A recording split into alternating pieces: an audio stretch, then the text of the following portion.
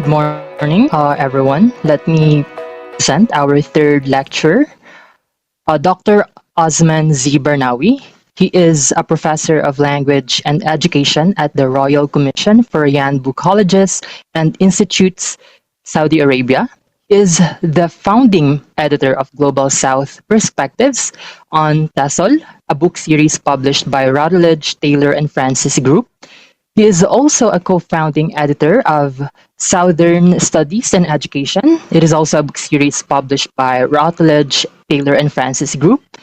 His research interests include the intersection of language and political economy, social and education policy studies, the cultural politics of education, multilingual and multicultural studies, global South studies, and time and temporality in language education.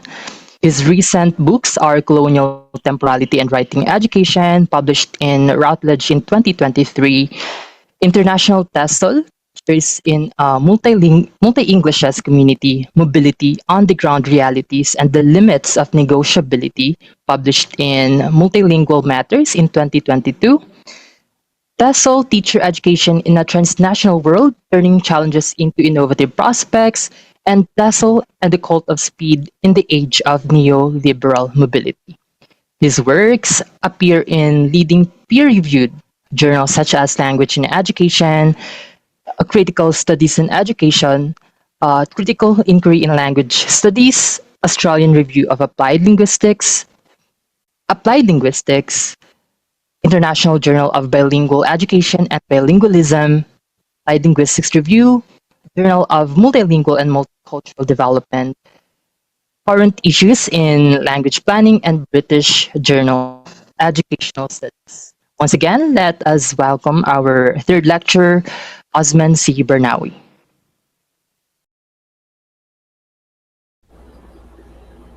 Good morning, everybody. Am I audible? Yes, sir, you are audible. All right. Thank you very much for this lovely introductions. Much appreciated. I would like to also thank all the attendees, and in particular Dr. Sajid for his kind invitation, and also the Students Language Society at the University of Southeastern Philippines, for really attending my talks. May I kindly share my screen here? Just give me 1 second.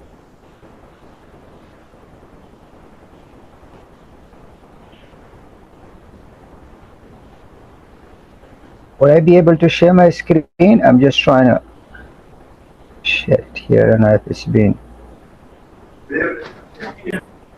Okay. Yes, sir, you may now share your screen. How about now? Is it visible? Sir, it is visible. I'm changing the slides. Can you guys see it? No, we Or cannot, not? Othman. We're seeing All your, right. How about now? Oh, How about now? yes, Yes, we sir, see we it. can see it. Oh, all right. Yeah. So, once again, thank you very much, everybody, for attending this sessions. I know I've been giving 20 minutes, so I'm trying to be brief and precise in order to leave room for critical engagements and questions, hoping that we would learn from each other's, because the talk of my, I mean, the topic of my today's talk is that it's about colonizability and hermeneutical injustice in applied linguistic research, specifically qualitative applied linguistic research, which is the area of my interest and expertise. The impossibilities for epistemological delinking. The idea of this talk actually arises from our recent work. Me and my colleague Hamza Rabol from the Education University of Hong Kong, we published this article recently in the Journal of Applied Linguistics, published by Oxford University Press, through which we try to sort of really join the current conversations on the colonization, decolonizations, and so on and so forth. What is interesting is that today, if we look at the field of applied linguistics and its related subfield like TESOL, TEFL, etc., etc., we'll notice that the entire field of applied linguistics is breathing the discourse of social injustice, critical pedagogy, emancipations, colonization, decolonizations as evidence in many top international conferences. For example, the Conference of American Association for Applied Linguistics, British Association for Applied Linguistics, and other conferences in the global south. You'll find lots of books about coloniality, decoloniality, critical pedagogies, epistemic injustice, etc. Also being published in forms of handbooks, special issue, seminar, forums, even a position statement published by leading international associations, and work done by activists and at graduate levels such as master and PhD taught courses. The students are taught about these concerns. All right. Collectively, if we look at all these efforts, it shows that these efforts, like persistently, okay, there is a call for decentering white dominant knowledge constructions and circulations. They also demand realizing alternative knowledgescape, where various ways of being, feeling, imagining, knowledging are organically incorporated beyond tokenistic representation. Also importantly, if we look at all these efforts, we can make one possible conclusion that decolonization has not been possible yet. So there is still a long way to go. Right? So because of that, instead of we thought like there's one way of really we can take it to engage with this kind of interesting discourse, which is it decoloniality or recoloniality of applied linguistic research that we are engaging with? When we talk, when we think, when we read the books, the conferences, the special issue, and many academic activities, people keep talking about coloniality, decoloniality, etc., etc. But if we put them together and ask this very simple question, is it decoloniality or recoloniality of applied linguistic research that we are engaging with? So, in order to answer these questions, first of all, we have to understand decolonization. Decolonization is becoming like a buzzword, to be very frank. Like people using it differently in different books and different occasions, and even sometimes taking like sort of a commercial dimension. People use it just to profit from it, to get promoted, to get their work published, etc., etc. So my understanding of decolonizations here, that based, of course, my own locus of enunciation, that is it to problematize, to disrupt local legacy, or sorry, colonial legacy within applied linguistics, TESOL or TEFL, and how they not only have fundamentally shaped our theory, methodology, research practice, language scholarship, but also their validity, legitimacy, applicability, and sustainability across times. All right. When it's come to the case of is it decoloniality or recoloniality of applied linguistic research that we are engaging with, in order to unpack or attempt to grapple with these questions, we use two concepts actually. The first one is Malik bin Nabi. Actually, he's a Muslim philosopher. He's the one who coined this concept of colonizability, which I will elaborate on it in a couple of in the next slides, and also Fricker's concept of hermeneutical injustice. Malik bin Nabi's idea of colonizability, of course, we use this concept as our epistemological compass through which we engage and join the conversation of colonization, decoloniality, recoloniality, social injustice, critical pedagogies, and so on and so forth. So, the idea of colonizability in a very simple way, Malik bin Nabi sees it as the states of internal weaknesses and susceptibility to colonization while making efforts for intellectual liberations. Right? We have to emancipate ourselves internally when we talk about colonization and decolonization. So the decoloniality is referring to the internal weaknesses. In the case of hermeneutical injustice, Fricker sees that it occurs when a gap in collective interpretive resources put someone at an unfair disadvantage when it's come to making sense of their social experiences. Yes, sometimes we argue, we say we're trying to decolonize, we try to realize some social justice, etc., etc., through different research, pedagogical intervention. But while doing this, through our effort, we might be put at some unfair disadvantage when it's come to making sense of these social experiences. Therefore, it causes by, of course, by structural prejudice and the economy of collective hermeneutical resources. Therefore, I see that despite all these interesting contemporary discourses about decoloniality, coloniality, etc., etc., communities in the global south, of course, including the Philippines, even here in Saudi Arabia, many parts of the world, they are still colonizable.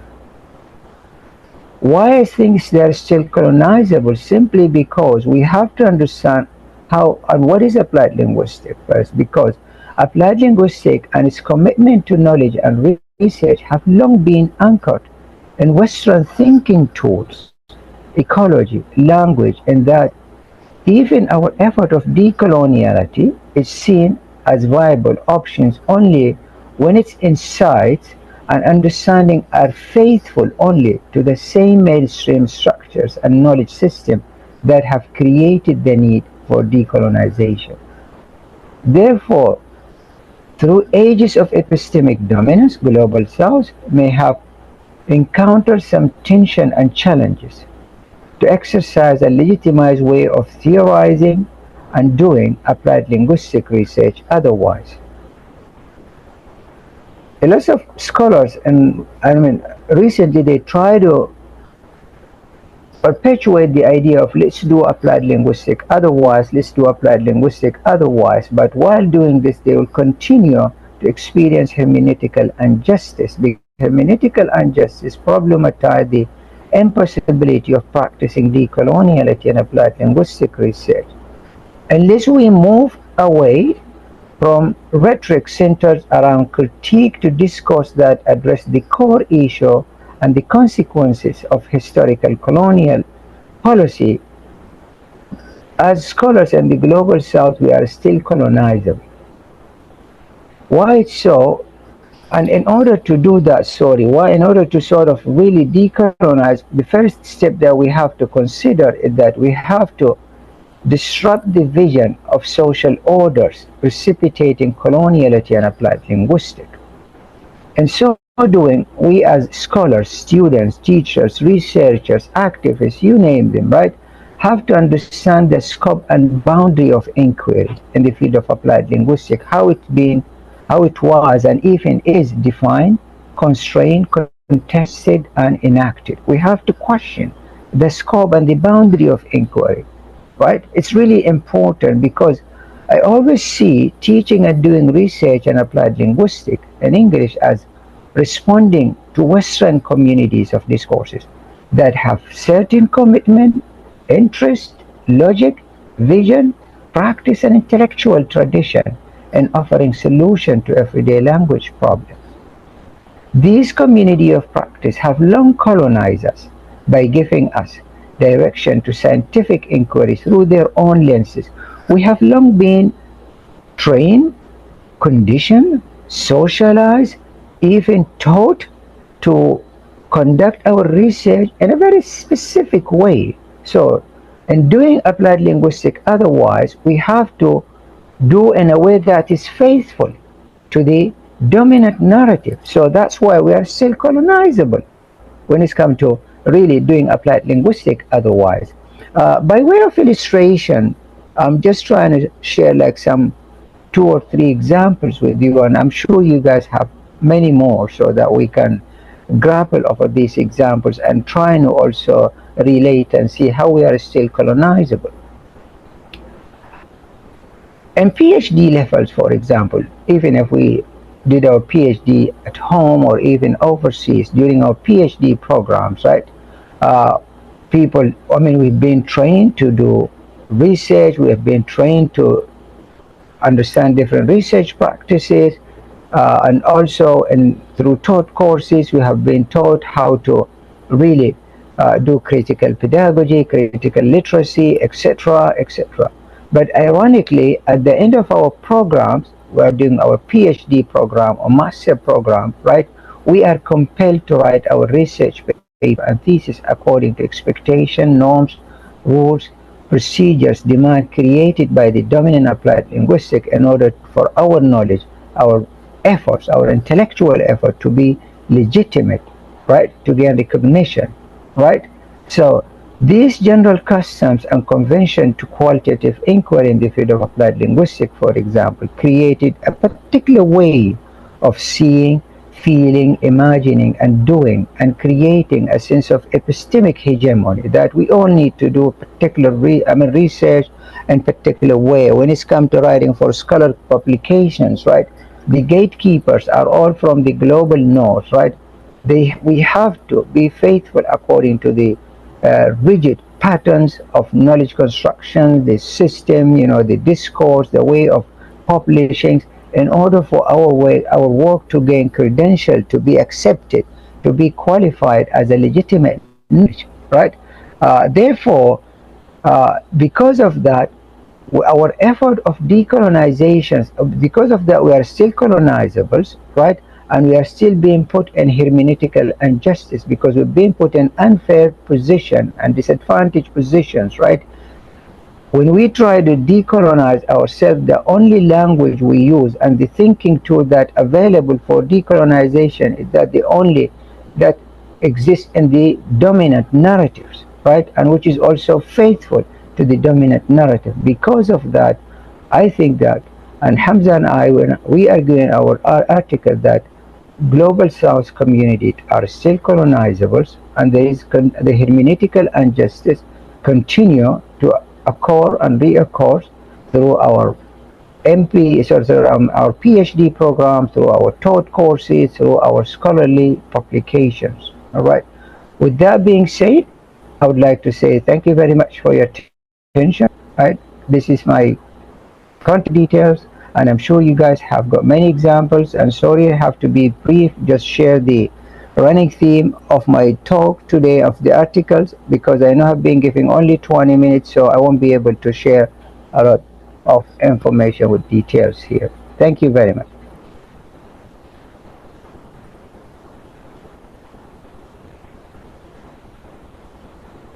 Thank you very much, Dr. Barnawi, for that powerful and deeply reflective lecture on colonizability and hermeneutical injustice in applied linguistic research.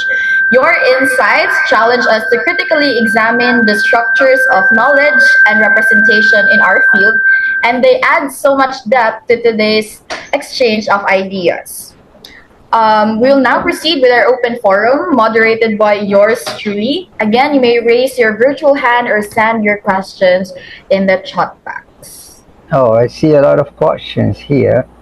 Okay, I don't know if there are questions or reflections on your experiences.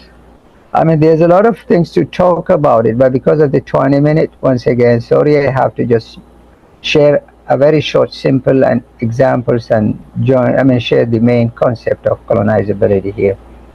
Yes, sir. So, if you want to ask questions, you can raise your hand. Okay, I see Sir Russell. All right. Pleasant morning, sir. Okay. Thank you for your great sharing when it comes to the concept of decolonialization and, of course, this epistemic hegemony.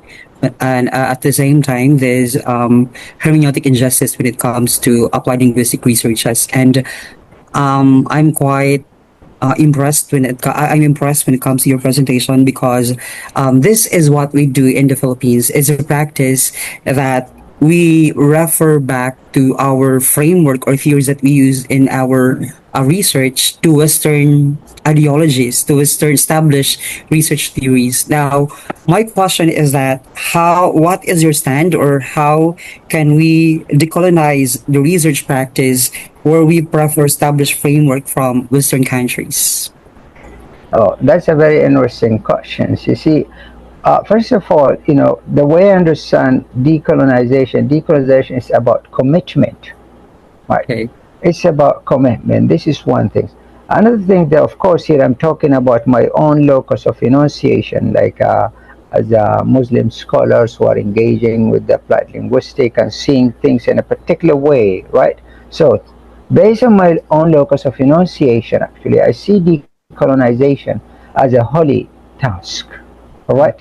Yes. Decolonization as a holy task because knowledge is something sacred in Islam, right? When you construct knowledge, we are expecting a reward not only at the moment, like we are expecting a reward in this world and the hereafter. So that's why when we decolonize as a holy mission. We consider it, Mhm. all right? So therefore, I mean, it's all about commitment, all right? So I see it through commitment, we should be able to realize that. Yes, because you know what, our practice, because doing also my doctorate dissertation, the requirement really is really to create or to establish or to find established framework where I could anchor my study. And through this talk, I just realized that what we've been practicing, that our practice here is really an example of this epistemic hegemony in which Western countries dominate when it comes to producing and, of course, disseminating knowledge. And with that, with this great presentation, we could certainly go to grounded research wherein at the same time through our commitment and dedication to generate new theories and generate new ideas would really be essential when it comes to the study of applied linguistics. I mean, as I said, the interesting part is that for quite some, for I mean, we have long been trained, Yes. conditioned, socialized, and taught, right, to do research. So in a very scientific, I mean, in a very particular way. Therefore, we always have to question how the scope and boundary of inquiry, was and is, defined, established, and contested. This would be the departure point of doing decolonizations. All Because right. Thank. in doing this, we will be able to have the necessary language to name the problems, right? Our way of seeing things, our imagination, like, scientific directions could change. Yes, sir. Sir. Just a follow up question. Um, Would you suggest ways for us to decolonize this perspective when it comes to epistemic hegemony, or that concept of to You decolonize that see, perspective? it depends on the phenomena that you would like to unpack, you would like to problematize and explore and find like an alternative intervention, right? I mean, because what particular phenomena that you are investigating, accordingly, you should be able to like know like what sort of local intellectual traditions that you would like to bring, right, to really uh, to really problematize that phenomena. But I mean, I won't be able just to say generally like what to do and how to do, but what particular phenomena are you investigating? So then accordingly, you should decolonize it. But in a very generic like, what way would you expect? Like, because I don't know what the phenomena that you are referring to or would like to explore. All right. So, just for the sake of this discussion, I'm so thankful for sharing your insights and thoughts when it comes to this concept. Thank you so much, Paul. Thank you. You're welcome. I think there are other questions. Yes, thank you so much, Dr. Russell. We have here a question by Ma'am Molina. She is asking if can you suggest ways how can early career researchers resist colonizing tendencies in their methodologies and interpretations, sir? Yeah, that's a very interesting question. You see, uh, in methodologies, I mean, I'm sure there are a lot of like local intellectual tradition related to the Philippines, right? The way your ancestors used to construct and co-construct knowledge, right? You might consider them as a departure point in your literature review because one of the interesting things about hermeneutical injustice, for example, even though our intention is just to decolonize, but while doing this, oftentimes we tend to review our literature, right? The literature review section, a very particular rigid patterns of literature review through very like ideological citational practices, right? By citing this, say this, etc. As this particular rigid pattern is the only way of knowledge constructions, right? Unfortunately, right? So one way of doing this we can consider like doing some relational literature review, like whom to cite and what to cite. We have to really relate it to our local intellectual conditions and tradition, and also in the case of methodology, right? Even in the methodology, you see, we should not really kind of looking at methodology as like a very rigid template through which we kind of go through, oh, this is the research design, this is the instrument, this is how they will validate it, the trustworthiness of our data, etc., etc.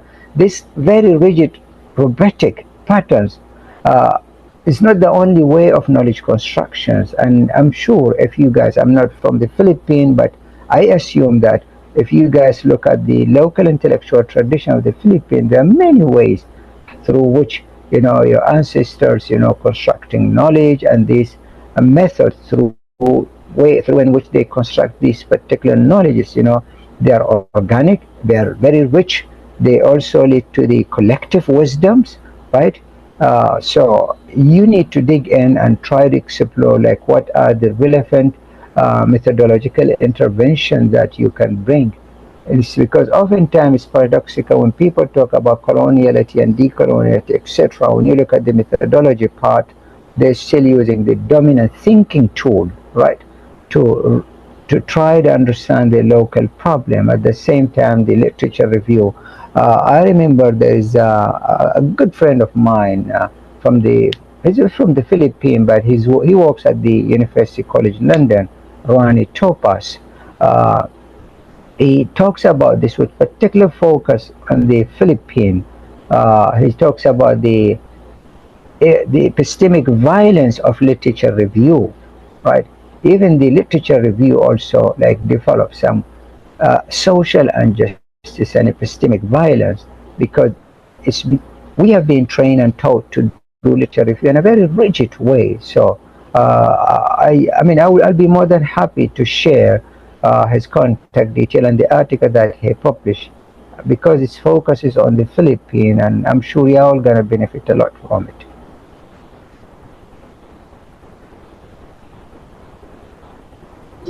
Thank you very much, Dr. Othman.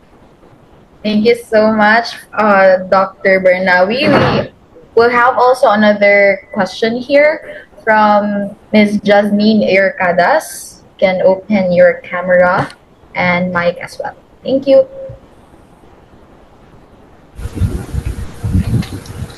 Okay, so good morning, sir. Am I audible po? Am I Yes, audible, loud sir? and clear.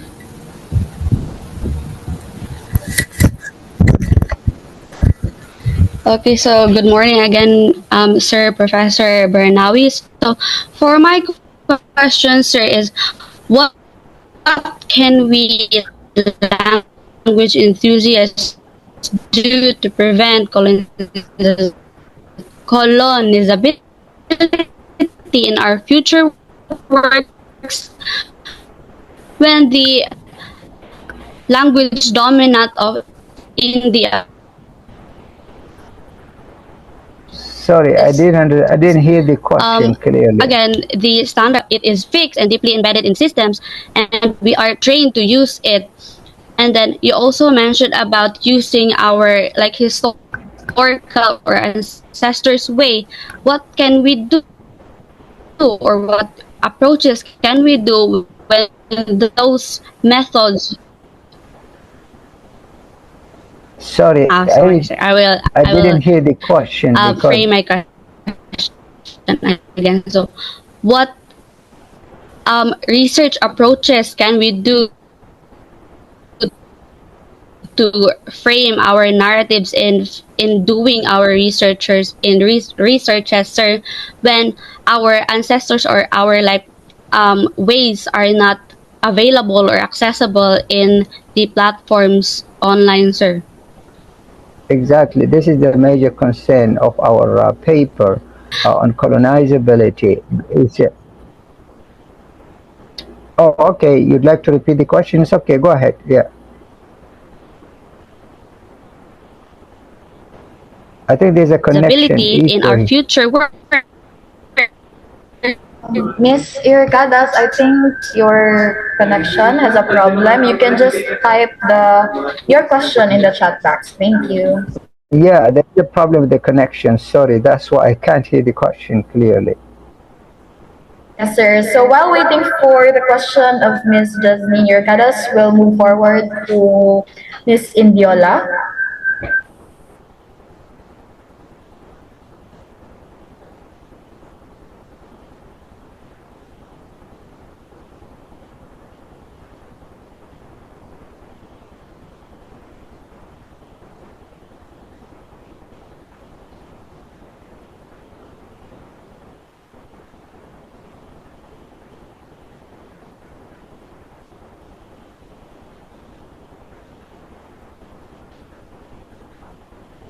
Oh, there's a problem with your mic. You can chat.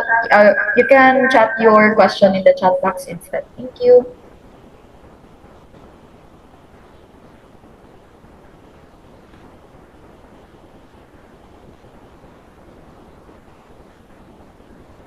We have here someone who raised their hand, Miss Opada.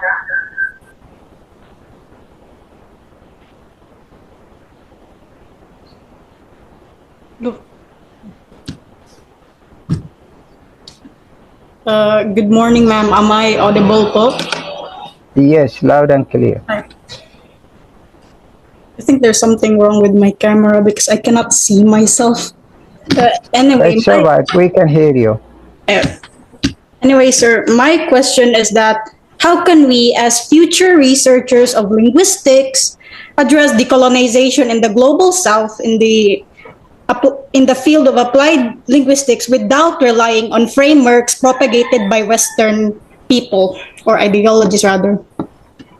Yeah, thank you very much for this question. This is the main argument that me and my colleague Hamza are trying to engage with and grapple. You see, we try to problematize this specific question that you're answering. That's why we said because the global south communities, like we as community from the global south, early career researchers, seniors, scholars, etc., we are colonizables, right? And colonizability is also like the internal weaknesses that we have, right? So, and even we try to like bring different intervention through our local intellectual traditions, then we would experience some hermeneutical injustice because we experience a painful disadvantages because like sometimes our works not get published, our schools won't recognize such kind of works because it's not being peer reviewed according to the dominant standards, and even our paper may not get published, etc., etc. So it needs solidarity, it needs commitments, right?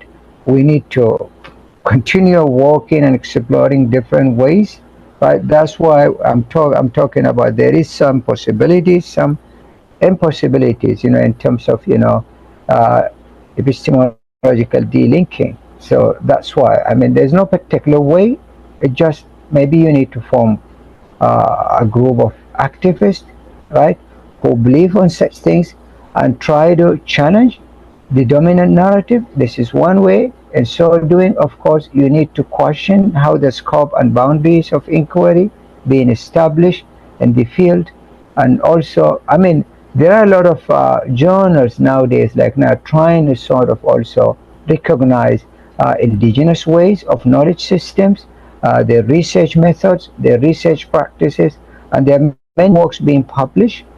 Even top Western journals are now accepting, giving some spaces, to people in the global south to publish, through the local intellectual traditions by, framing the literature review in a particular way, by bringing particular methods and so on and so forth. Thank you so much, Ms. Opada. We go back to Ms. Irkada's question. She's asking, how can we, as language practitioners, counter the colonizing effects of a fixed dominant language in applied linguistics, and what practical research strategies can be used to recover erased knowledge and fundamentally reframe the discipline's narratives and foundations, sir? Okay. You see, earlier at my talk, I said when we look at those conferences, edited book, special issue, forum, etc., etc., they are all talking about decoloniality, coloniality, colonization, social injustice, epistemic injustice, etc. Collectively, if we look at all these efforts, it tells us one thing, that decolonization has not been possible yet. Still, we have a long way to go. All right? So that's why I said it's about commitment. Okay? The how is not possible, it's not being possible yet. People are still exploring different ways, different strategies. Right? One way of doing this, I'm saying that based on the argument that me and my colleague Hamza made on the paper, is that we said we have to question how the scope and boundary of inquiry being established, right? This would give us the necessary thinking tool, the language to name our own phenomena, our own problems, right? And then we take it as a departure point. This is one way, I'm saying. Thank you so much, sir. We will entertain one more question, and this will be coming from Ms. Lintiola.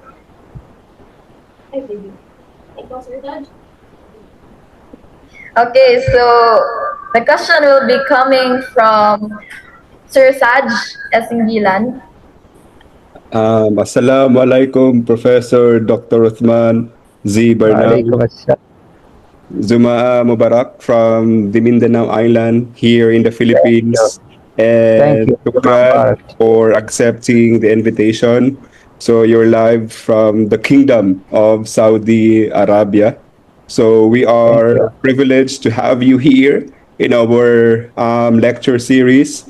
So the community here in our university would like to express our gratitude to you. You are the Professor Barnawi, one of the leading experts in the field of applied linguistics. And we are very honored, right, to have you as our lecturer in this gathering.